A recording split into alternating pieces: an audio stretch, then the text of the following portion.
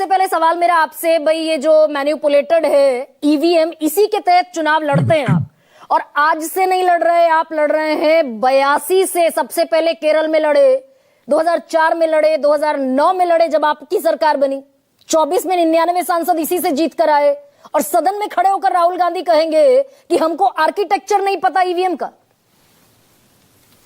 देखिए एक चीज है गरिमा जी, पहले तो अगर निष्पक्ष चुनाव है, आवाज बढ़ाइए तो फिर डॉक्टर अजय की।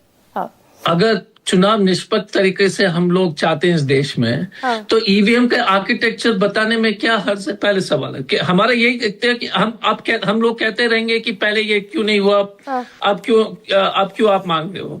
हमारा इतना कहना है कि अगर हमारे साथी रोहन भाई हो या अनुप्रिया जी हो या सभी साथी जो पैनल में आज है, सभी के लिए एक सबसे प्रमुख सवाल हम सब लोग के मन में एक प्रमुख सवाल है कि साफ सुथरे तरीके से चुनाव होने चाहिए, इसमें कोई दो राय नहीं है।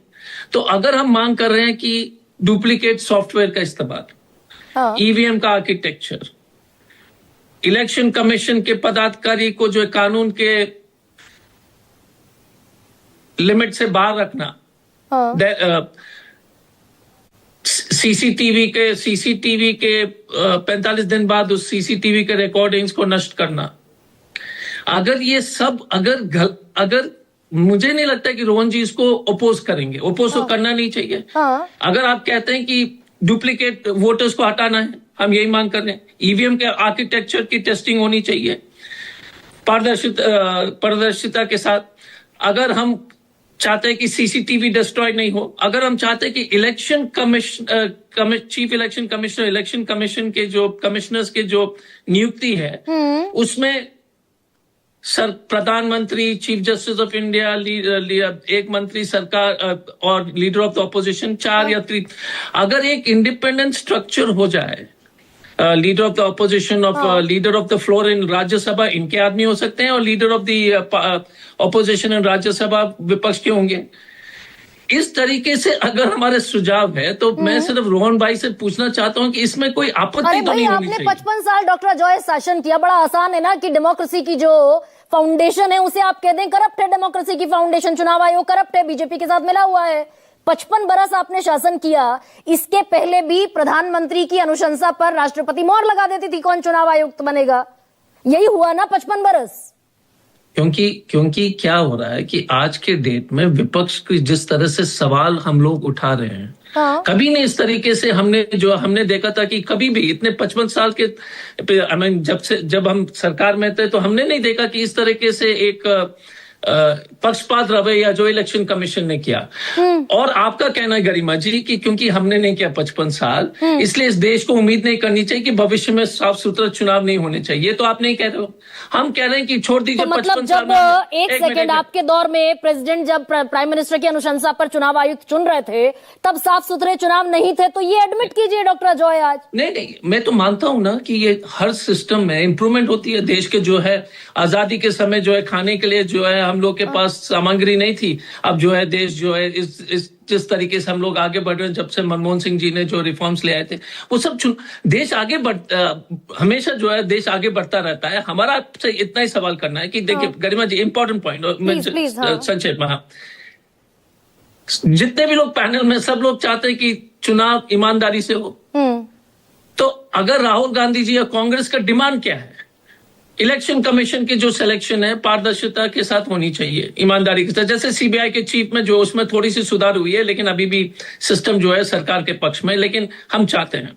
सेकंड कि डुप्लीकेट सॉफ्टवेयर का इस्तेमाल होना चाहिए। तीसरा, इलेक्शन कमीशन उनके पदाधिकारी को जो है कानून के दायरे से बाहर नहीं रखना चाहिए। चौथा जो है सीसीटीवी को डिस्ट्रॉय नहीं करना चाहिए। और पांचवा सबसे इंपॉर्टेंट चीज है, हम दुनिया के इतने बड़े सॉफ्टवेयर पावर है और नॉन रीडेबल मशीन में जो है वोटर आईडी किस लिए दे रहे हैं आप बताइए। अगर आप चोरी नहीं कर रहे तो आप किस कारण से नहीं दे रहे? नॉन मशीन रीडेबल जो इलेक्ट्रोल रोल है, आप क्यों नहीं दे रहे हैं? आप बताइएगा कि किस तरह से तो मैनिपुलेट हो बॉल तो सकती है। चुनाव आयोग ने आपके पाले में डाल दी थी ना डॉक्टर अजय, कि भाई आप हलफनामा भरकर दे दीजिए, अगर आपकी सारी जानकारियां दुरुस्त हैं कर्नाटका की महादेवपुरा सीट की, अगर आप इस बारे में कॉन्फिडेंट हैं कि आपने उस सारा 6 महीने का रिसर्च एब्सोल्युटली फाइन वे में किया है, आप हलफनामा भरकर दे दीजिए चुनाव आयोग को। This all information is correct as per my Garima ji एक सेकंड, मैं इलेक्शन कमीशन में सांसद के रूप में और प्रभारी के रूप में काफी बार जो है मैं इलेक्शन कमीशन के पास गया। कभी इस तरह का जो है अनाप शनाप बयान इलेक्शन कमीशन ने नहीं दिया। एफिडेविट दे दो कांग्रेस पार्टी के, हमने कंप्लेंट दर्ज किया, उसकी जांच होती थी।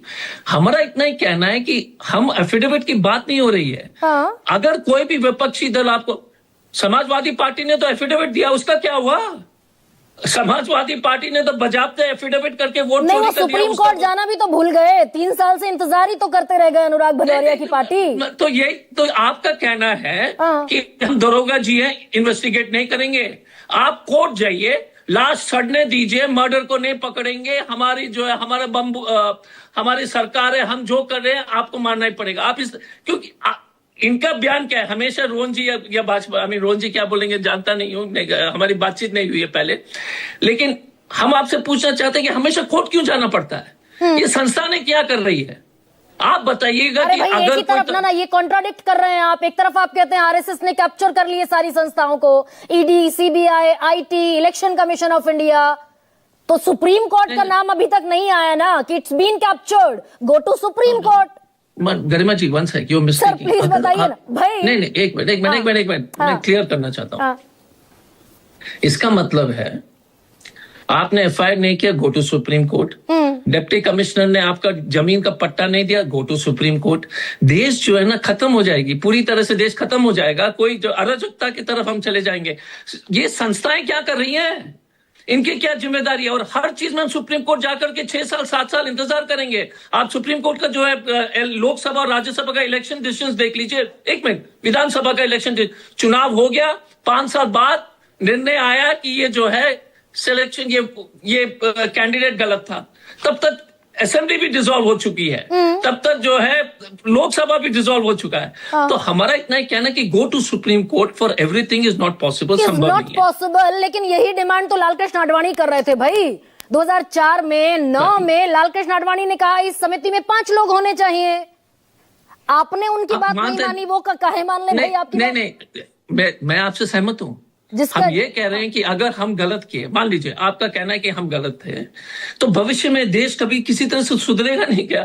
आपका कहना है कि हमको करना चाहिए था, हाँ मैं बोलता हूं कि हमको करना चाहिए था, हम भी मानते हैं हमको करना चाहिए था, इसमें कोई दिक्कत नहीं है। लेकिन हमारा इतना ही है कि जितने भी पैनलिस्ट हैं, रोहन भाई सबको, यार इलेक्शन अगर पारदर्शिता के साथ हम एक साफ सुथरा चुनाव चाहते हैं, तो हमारा डिमांड में क्या खोट है आप बता दीजिए हमको। अच्छा, हमारा डिमांड गलत है, बस इतना ही बता दीजिए। यहाँ पर सब नल एंड वॉइड हो जाता है डॉक्टर अजय, जब आप कहते हैं कि हमने गलती की 55 साल, तो मैं दरअसल आपको अभी थोड़ा रिलीफ दे देती हूँ। ठीक है, आपसे गलत हो गया, यहाँ पर तो नल एंड वॉइड हो गया सारा। नहीं, मैं ये नहीं कह रहा हूँ, मैं कह रहा हूँ कि देश इवॉल्व होता है, हर चीज परफेक्ट। एक मिनट, यूपीएससी, नहीं एक सेकंड गरिमा जी, यूपीएससी का परीक्षा पहले सब्जेक्टिव आंसर्स था। 79 से पहले सिर्फ अंग्रेजी बोलने वाले, और हम तो 79 के बाद यूपीएससी दिए थे। उससे पहले सब अंग्रेजी और राजाओं के जो अमीर लोग के बच्चे लोग आते थे आईएएस और विदेश सेवा और भारतीय पुलिस सेवा में। 79 के बाद रिफॉर्म हुआ ना, हाँ, उसी तो तरह से हुए, ओबीसी का आरक्षण। अब दरअसल रोहन गुप्ता, ये